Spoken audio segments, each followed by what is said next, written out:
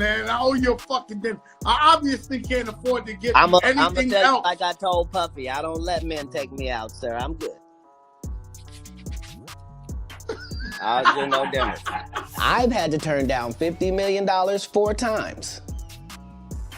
4 times. Just to protect my integrity and that virgin hole I was telling you about. Right. Because P. Diddy be wanting to party. And you gotta tell him no. You got to tell him no. I did. I did. See, I got the receipts for everything I'm telling you. That's why I can say them so freely. So it looks like C. D. Williams might have bitten off a little bit more than he can chew because he might have just said Diddy off and made him super furious. And he has been allegedly sending some threats to C. D. telling him to keep his mouth shut on his business. Katt has had a lot to say about Diddy in the past couple of days alone, and Diddy is finally sick and tired of this business being out there. But then Katt is not the type to let himself be bullied and intimidated into silence, so not off. Not only is he not keeping his mouth shut, but he's also calling Diddy out, slamming him for trying to allegedly unalive him. Y'all, it looks like the situation is about to go from bad to worse cause Katt is about to light Diddy up. What's happening, Puff? I'll be back to you if JD ain't had enough. Yeah. Jermaine Dupri, king of the if you ask me, baby. Shit. Jermaine Dupri, small as a child. Now, y'all got to keep in mind that these are all allegations, and that Diddy has not been charged with anything, but there are whispers that go way back to the 90s about how Diddy allegedly unalived his ops. Now, there are whispers on the streets that Diddy allegedly put out a hit on Tupac, because he had heard from the streets that Tupac was planning to out him for being gay, and on the down low, what made it even worse is that Tupac was signed to Death Row Records, which was owned by Diddy's biggest hope of all time, Shoe Knight. So Tupac was spilling the tea on Diddy would have really been bad for him at the time, and his career would have never been the same at that point now. K.D., the man who has been arrested on charges related to Tupac's murder, even claimed that Diddy put a $1 million bounty on Tupac's head for anybody who could unalive him, but one of K.D.'s associates revealed that Diddy put payout on the $1 million, but it never got to K.D. because somebody else got greedy and decided to keep the money for themselves. Well, the story that has circulated was that after Tupac got killed, Puffy allegedly gave the money I heard to Zip. yes, And Zip was supposed to give the money to Keefe and them, yes. but he never gave the money to him. But thank God he never gave him the money, right? Think about it. If he gave the money, Puffy will be in prison now, money for hire, a murder for hire. So thank God. It's just a true story. I'm not saying yes or no, but if he would have gave them the money, it'd have been a murder for hire and Puffy would be locked up. Now, one of Key's associates even revealed that the FBI was able to trace the money, confirming that Diddy did pay it out, but it didn't get to Keefe DFB. I said a dirty. Yeah, so the FBI told you the Zip kept that money as well. He says he's a dirty, everybody cross you Sue again. The stories about Diddy being a real Batman have been around forever, and Cassie's lawsuit talked about it a lot.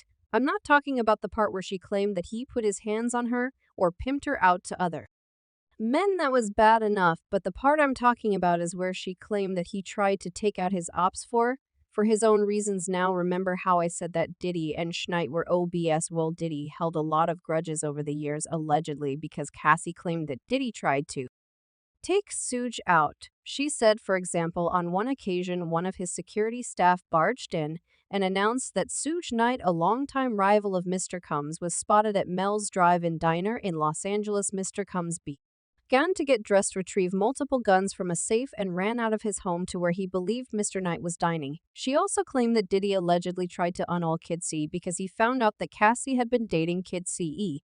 After she left him, she said Mr. Combs told Miss Venter that he was going to blow up Kid's car, and that he wanted to ensure that Kitty was home with his friends when it happened around that time. K's car exploded in his driveway. So one thing about Diddy, it looks like his memory is long, and he knows how to keep a grudge for a long, long time.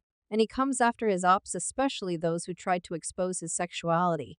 And that's what it seems to be going on here with Katt. Now, honestly, we should have seen this coming because the things that Katt said about Diddy and his Club Shay interview were wild, and that's to say the least. And get this, that wasn't the first time that Katt spoke about Diddy, because back in 2011, he tried to expose Diddy and Jermaine Dupri for allegedly being creepy towards young boys.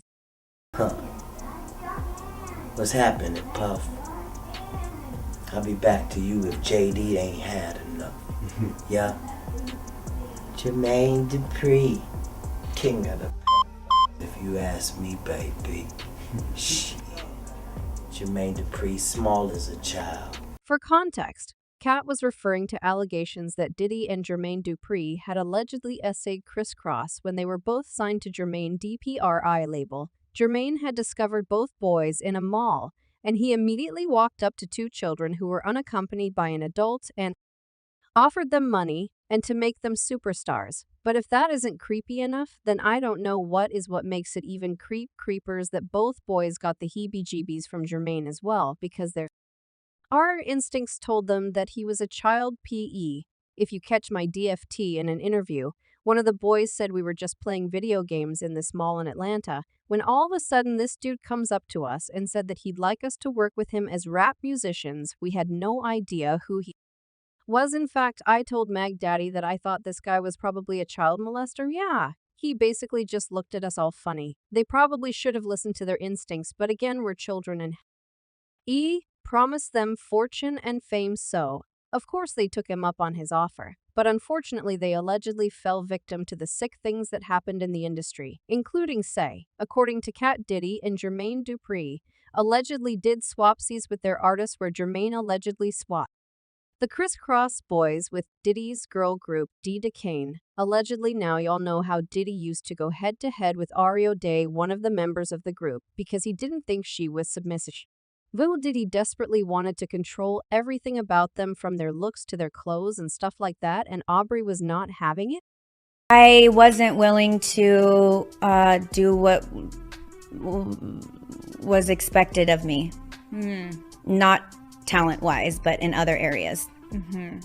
And were other girls doing? I was the only one that was in those types of positions. Wow. When you look back on that, how does that make you feel? You know, I have such a love-hate with it all, because I don't think I would have been able to be so successful in so many other areas had I not been trained under Diddy.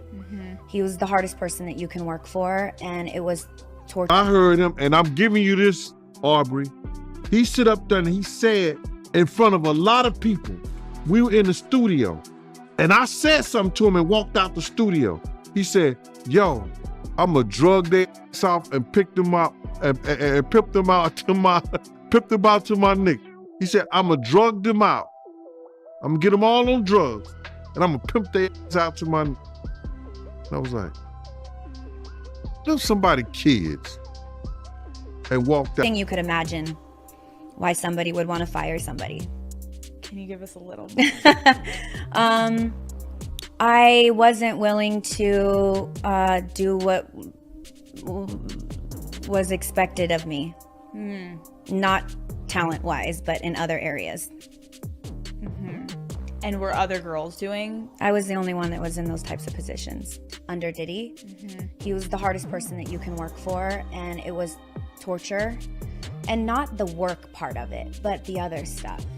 Mind games, like just all the girls were so divided, and the men and the people running it had their hands in it, moving everything. When you're that young to understand your worth as a woman through the men that I was around, and that was very traumatic. I don't think any of us have healed from that. Diddy would be like, you're not hot anymore, like what happened? You don't have anything, like you don't have any curves.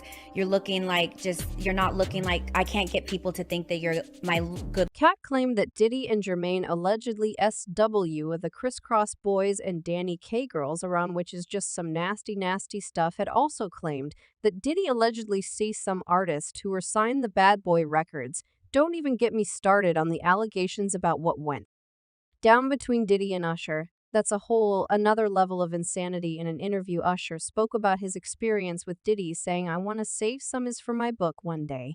I'll put it this way, there was a lot of sex. He also had an interview with Howard Stern where he claimed that he engaged in a lot of inappropriate stuff.